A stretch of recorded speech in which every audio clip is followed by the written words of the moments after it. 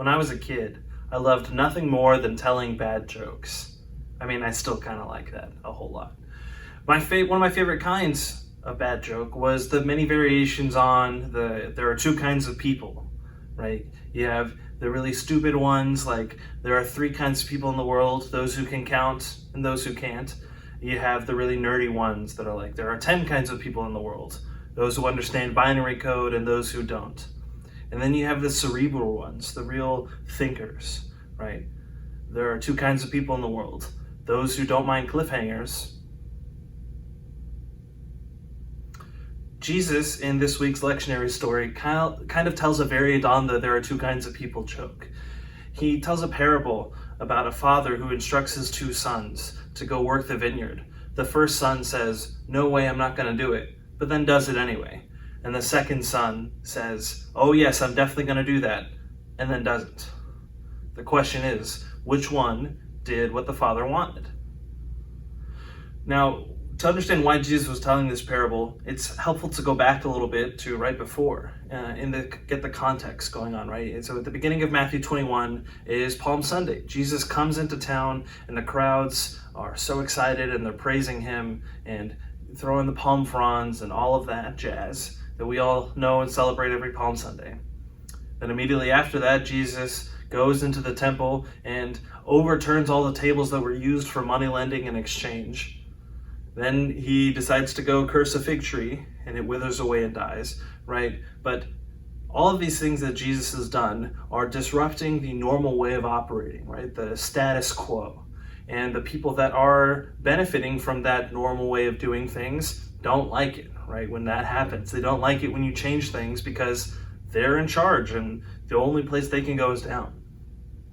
So the Pharisees, who in this story are those people, right, come to Jesus and they say, "By what authority are you doing this? Like, who is in charge of you, and why are they letting you, toss these temple tables and all these things like that?"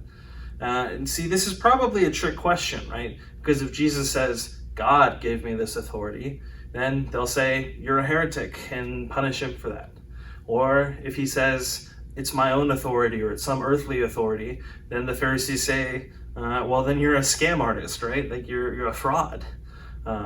So Jesus can't really answer either way, and he doesn't. Instead, he flips it on the Pharisees, right? He says, "By what authority did John baptize people?" See, this is where we kind of get a little insight into the Pharisees, right? Instead of being concerned with what is the truth, right, which is what we'd want them to answer this question with, they're concerned with how will their answer be received, right? They say, well, if we say yes, then that looks bad on us because we didn't believe John, but his authority came from heaven. If we say it was an earthly authority, then the people around us will be very mad because they all love and respect John. So they say, "I don't know." And then Jesus goes into this parable, right? And he concludes it by saying that the tax collectors and the prostitutes will go into the kingdom of heaven before the Pharisees. I think the point of the message is clear, right? It's not just about what you say, right? What you affirm the right things. If you affirm the right things but don't actually do them, do you really believe them in your heart, right? And Jesus kind of says that these two brothers are like the Pharisees versus the tax collectors and prostitutes, right? So there are two kinds of people in this world. And sometimes it's really more like there's just one kind of person in this world.